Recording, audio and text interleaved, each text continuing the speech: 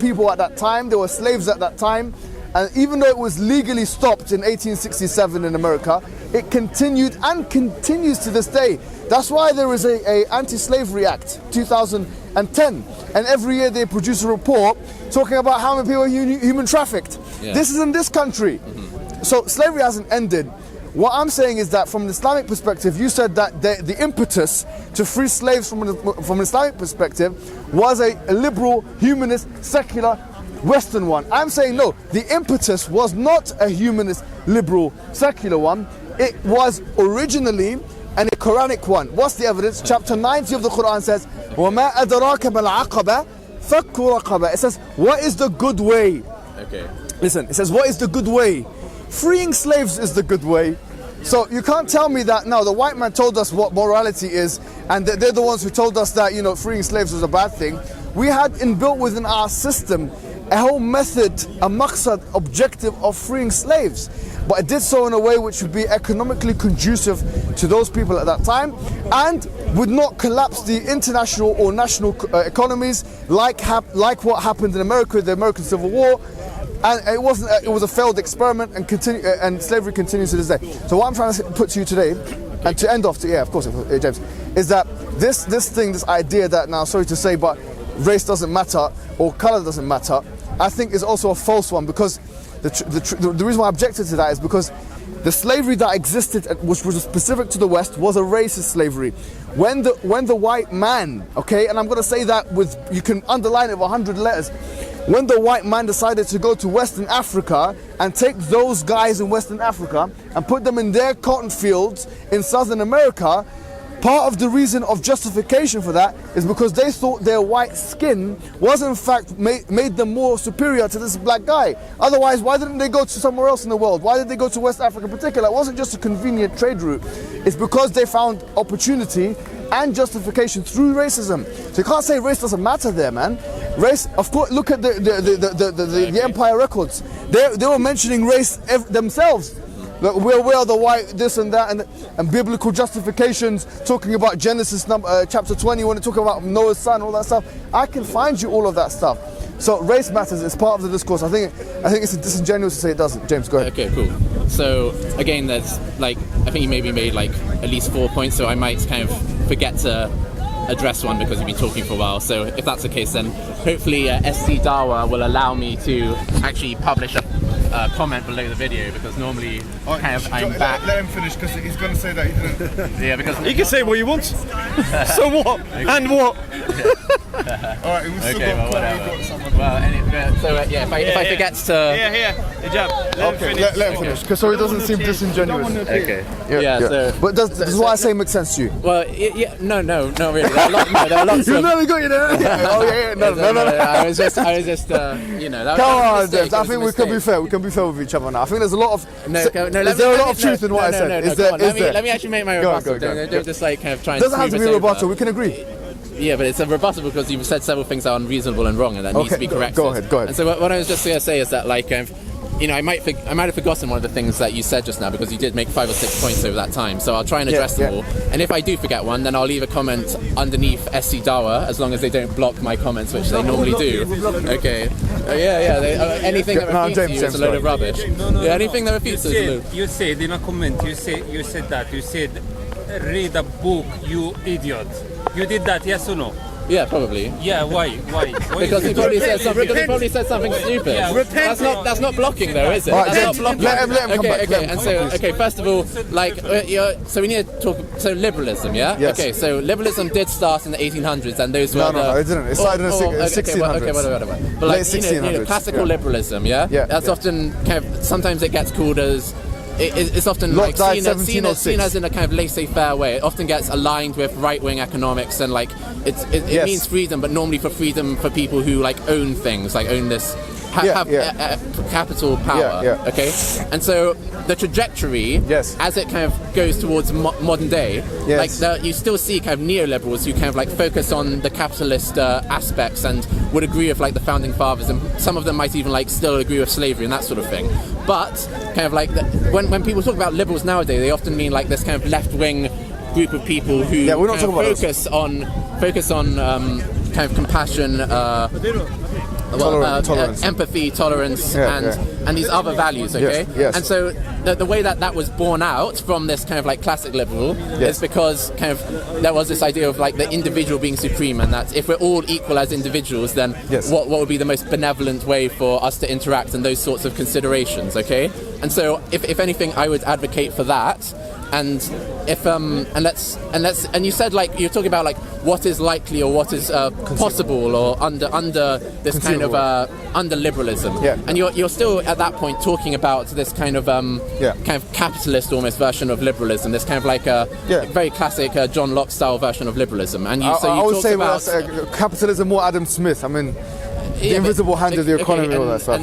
Well, okay, he's there. The supply side economics. There, but go ahead, other liberal speakers kind of lend themselves to that to some degree. Go ahead. And so when you talk about the social contract and like kind of the social contract is an idea for justifying why the state has authority to make laws. Okay, yes. But so saying that the state kind of has authority to make a law, providing a theory for why the state has an authority to make a law, isn't the same as saying any law made by a state is a good law, okay? And so there are different within like this body of ideas that might be called liberal, in particular the ones that emphasize empathy and universal rights for human beings.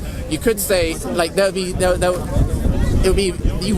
those people wouldn't have to say, oh, due to social contract theory, you can't say anything against that apostasy law because the state has the authority by the social contract. No, that's not true. You can say that a law is a bad law, but still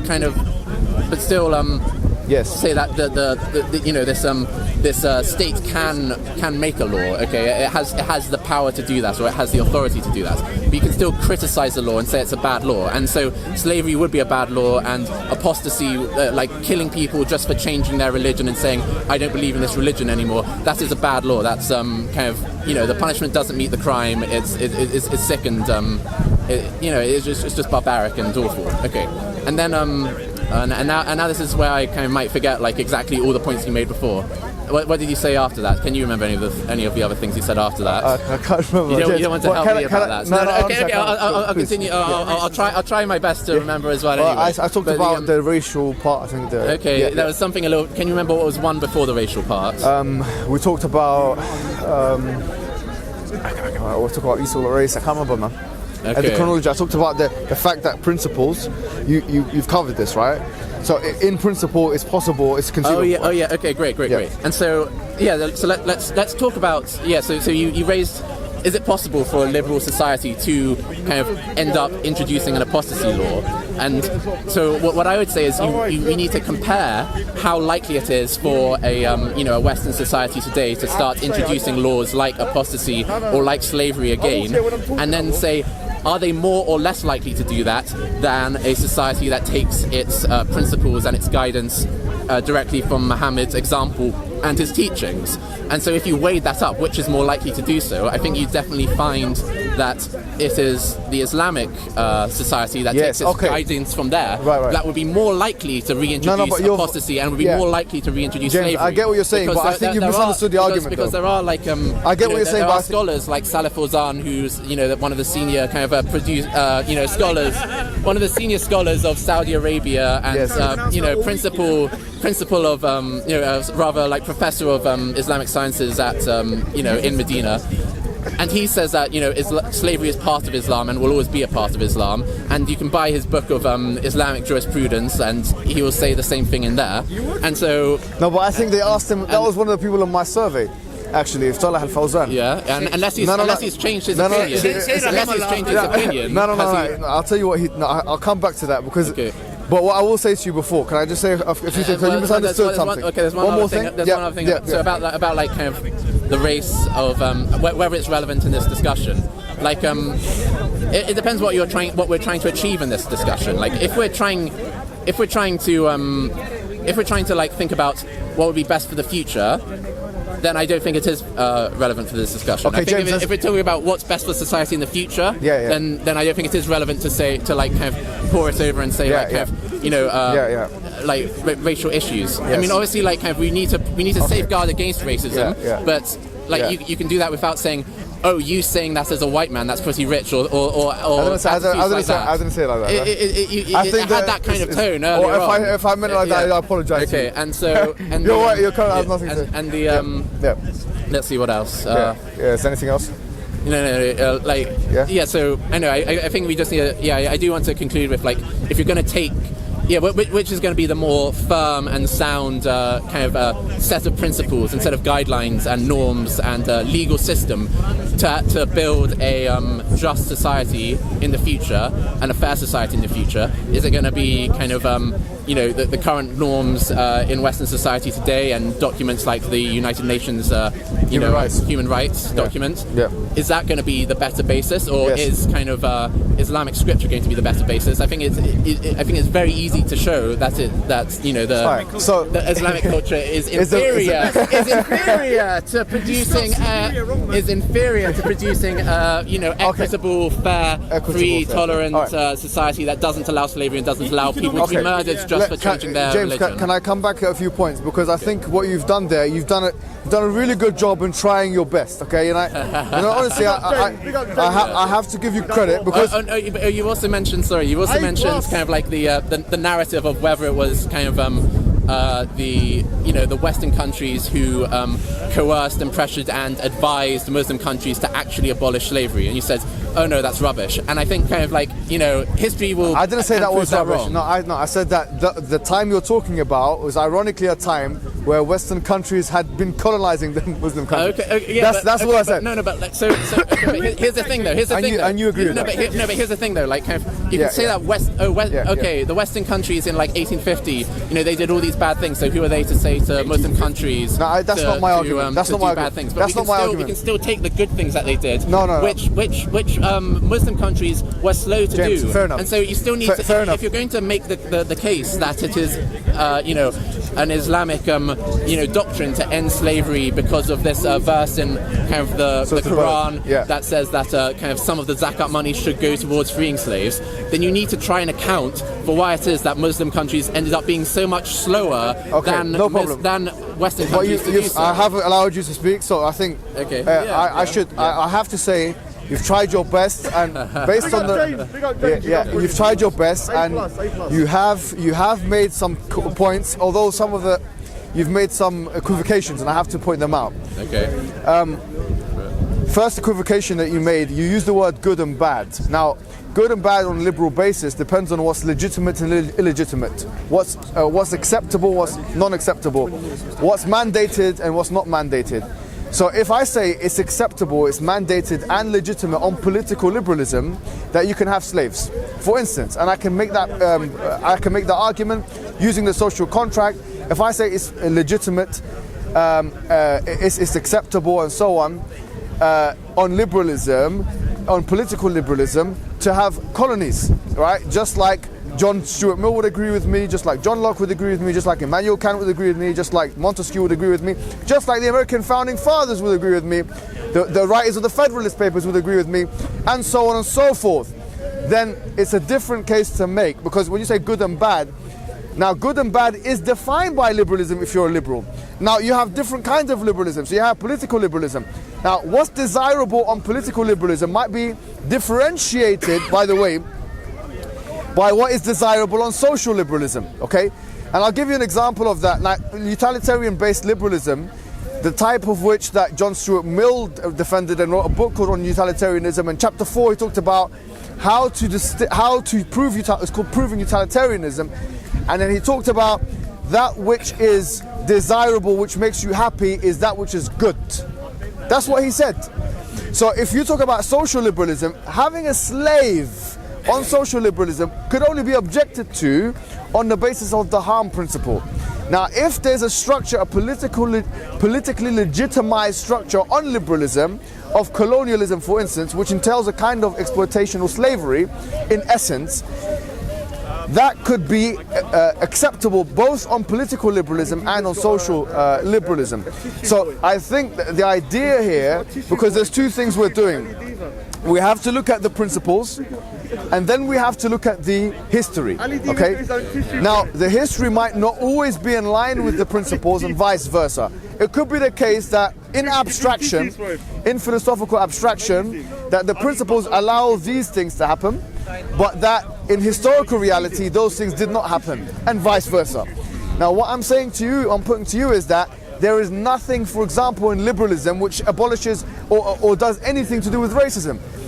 There were many liberals, racists, and there's nothing within liberalism, social liberalism, political liberalism, or any kind of economic liberalism. Can you stop messing around, please? Sorry. Or political liberalism, which says, for example, racism is wrong. So if someone wants to predicate an exploitation or economic relationship on a racial system, on liberalism, then that could be justified philosophically in abstraction. There's nothing, and that's why you find up until Winston Churchill, you have racist people in this country and other countries in the West. Why? Because there's nothing within their worldview which stops racism. They were forced to be multicultural when they begged, the second world countries that they once colonized, subjects from those countries, to come back into the country so that they can build their infrastructure.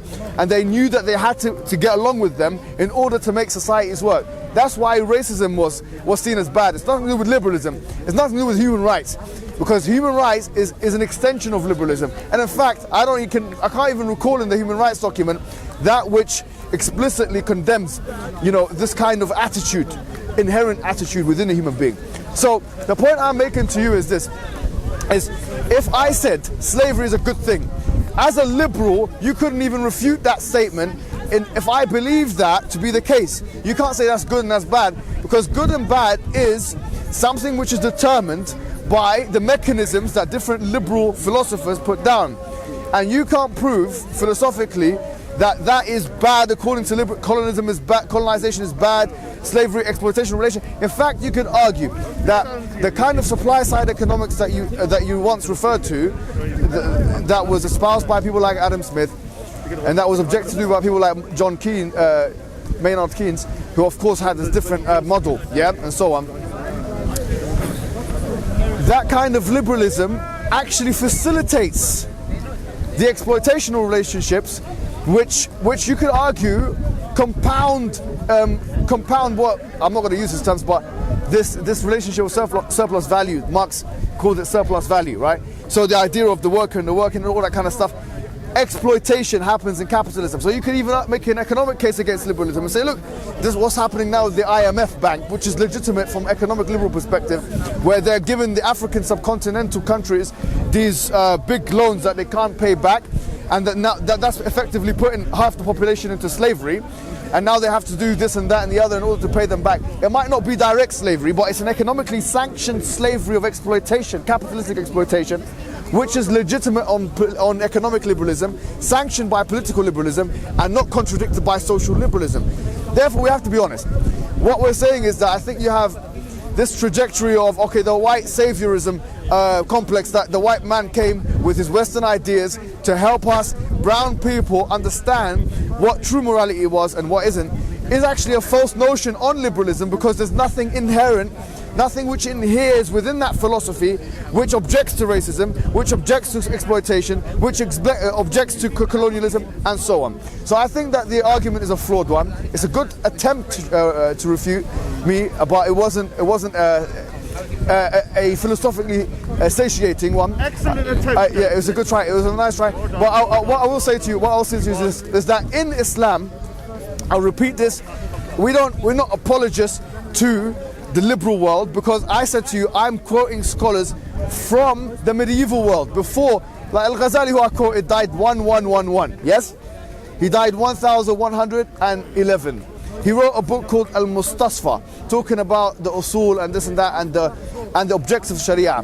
He himself said in parts of his works that slavery, the objective of it is to do away with it. Yes, he said this. This is not a response to the liberal that's forcing us to say this. No, we said this before John Locke even lived. This was 500 or 600 years before John Locke. So the point is, the systems were in place. We have a justifiable moral reason to say that freeing slaves is a good thing, and that's what the Quran says. وَمَا أَدْرَاكَ مَا الْعَقَبَةُ فَكُّ رَقَبَةٍ. What is the good way? Freeing slaves. That's the Quran. You don't have any alternative liberal reason to say that slavery is wrong. If there is one, or exploitation is wrong, or colonialism is wrong, or that freeing the slave is a good thing, I would like to hear it. Okay, yeah, of course. Yeah, okay. I would like to hear it. And so, like, the two main points he made, or like, just to summarize the points that I've noted down, he talks about racism in Islam versus liberalism. He talks about slavery in Islam versus liberalism. Yeah. And you said that kind of. No, I also talked you also about mentioned Al-Ghazali at the very end. No, I talked about something which you missed out, which is very important, which was actually the crux of my argument. Okay. I said that you were saying you were using the words good and bad. Yes. Okay. This is a good law. Apostasy is a good law. This is a bad law, or whatever. I'm saying good and bad is that which is conceivable and acceptable and legitimate within liberalism. Okay. You have to address this point. How can you say that you, as a liberal, you believe that killing the apostate is wrong when actually political, social and economic liberalism does not object to it from a principle perspective? I'm not talking about John Locke just because he said it was wrong. I'm using him as a supplementary evidence. My question is, from a structurally philosophical perspective, how can you prove that killing the apostate in a state which claims to be, say for example, Christian or Jewish is wrong on liberalism? Okay, great. So the thing is, your conception of liberalism is anachronistic because you're only looking at the kind of 200-year-old liberal thinkers, and then you've constructed this idea of liberalism that hasn't advanced whatsoever. Okay, and so yes, it's true that back in those times there were people who at the same time were like espousing ideas of like kind of the sanctity of the individual and like being individualist, but then also were being contradictory in terms of slavery and racism and so on and so forth. Okay, but we're not beholden to those people. Okay, and so I agree with that. Yeah, and so your concept of like, you're a liberal, so why don't you think like these people 200 years ago? No, I didn't say people. I said, sorry, that's a straw man argument. I said the structures, the principles, you've taken the structures of social contract. Because you've taken this conception but James, of liberalism. that's not my argument. That's not my argument. Then you talk about liberals today. What is liberalism? It depends. Okay, is liberalism social contract? Can you have liberalism without social contract? Yes or no? I don't know. If you take away a social contract from liberalism, you have anarchy, okay? It becomes a different ideology. I'm saying the existence of social contract allows for the universality of law to triumph over and above the individual's right to, let's say for instance, freedom of expression. No, but you can take this liberal idea. That's my argument. No, but you can take this individual idea of liberalism, of the the sacred individual, and that you shouldn't infringe on other people's freedom, and then extrapolate from that towards a kind of minarchist or anarchist society where that's not liberalism. Then we've left liberalism. You've left what you. So you have to reject your ideology. Yeah, no, but the thing is. So you agree with me then? No, I don't agree with you because like because if what you're trying to do is debunk kind of 200-year-old people, I'm then not that's doing great. that. Because you aren't debunking anyone today. You aren't debunking people who like value. You don't understand the argument. I'm not doing that. I'm saying that all liberal contractarian, by definition, thinkers, they have to believe in a social contract. No, but I'm saying that in principle, people hardly exist today, though. No, any liberal that lives now, whether they're constitutional. No, whatever really, you called them social liberals before. Could you define that? No. I'm saying that any liberal who from this idea of the individual being having rights, which would be considered like in some respects a liberal idea, they have like from that kind of gained these ideas of a kind of fairness and kind of what's the word, not entropy, the word empathy. Yeah, they've gained empathy, like treating people the way that you would like to be treated, and so on and so forth. And what you're saying doesn't apply to them whatsoever. I'm saying you're not understanding the argument. You've managed to. Can you have a political liberalism? You've managed to knock down like kind of no, you don't. People in the 1800s who had like contradictory ideas 1800s and still managed to like forget about those people. I'm asking a simple question. Let's forget about them. I have one question. Is it possible to have a political liberalism without a social contract? I don't know. Okay. No. Don't attack him too much. Yeah. If you have a non-contractarian understanding of liberalism, which you want to promote to us, then you can do that. But what I'm saying is that my argument is it's not actually possible to have to have a non-contractarian version of political liberalism and maintain a full liberal character. You cannot be a liberal without believing in a social contract. You will slip into an anarchy. That's my idea, which means you have no government. You might as well kill it, everyone kill it. It's the law of the jungle then. So I'm saying without social contract, there is no government, there is no authority, there is no sovereign, there is no universality of law. Therefore, what is pertinent to a liberal discourse is a social contract, a political liberalism. If you're saying that, you don't know, but I'm saying to you, this is my argument, that it's not possible to have a political liberalism without a social contract. If that is the case, then the laws that are sanctioned by the political authority or the sovereign, the laws that are sanctioned by that authority and become universalized by law, they are legitimate. They are the good thing. They are what is seen as good by liberalism. No, this is still kind of totally anachronistic, though. It's not anachronistic. I'm not talking. It is. No, it's not anachronistic. Because people who would say I'm a liberal today, yes, they would value things like reducing human harm and people having equal rights under the law. So yes, okay. you're leaving out these parts. You're leaving out these parts of the equation in order to be like, aha, under liberalism there is no objection to slavery. But obviously that's nonsense, isn't it? No. Now you're straw manning the argument. I didn't say that. I didn't say under liberalism. I didn't say that. Who do you think you're refuting by saying? No. If you take this kind of like conception, you project all the time onto the past too. Is that not also in the? What do you mean project onto the past? Well, you use principles and ideas that are here, and then you project that onto the past. You do that also. What do you mean? Really arguing against be yourself. Specific. No, well, you're saying to him that he's looking at liberalism, and then he's 200 years ago, and he's projecting his ideas on what liberalism is today. You're doing the same. You do this. You do that. Yeah, but I have a permission to do that by Salafis who say that the ideal form, but by the ideal form of of government was kind of this 7th century Medina. No, but that's a misrepresentation of. How is it? No, let me explain to you. Was your deen completed, and did you have the ideal society at that point? No, it doesn't work like that. I'll tell you what that is. That's a basic understanding of Islam. So you see. So where are you getting your Islam from then? Okay, let me explain to you. Yeah. Islam, okay, is governed by two things. You have the hukm, which is the law, yeah, and then you have the situation, the hal, and then you have tanzil of the hukm, which means how that hukm how it is implemented. That's how Islam is seen. Yeah, it's not just seen as ahkam. You're taking kind of like a machinery of jurisprudence that was invented 300 years afterwards, though. No. Where did Quran? Where did rather Muhammad say? Yes. Oh yeah, you classify things according to exactly these terms. No. But let me explain. This is something that scholars have. Okay, let me explain to you. If you're going to, James, that's a good question. Would you like me to answer?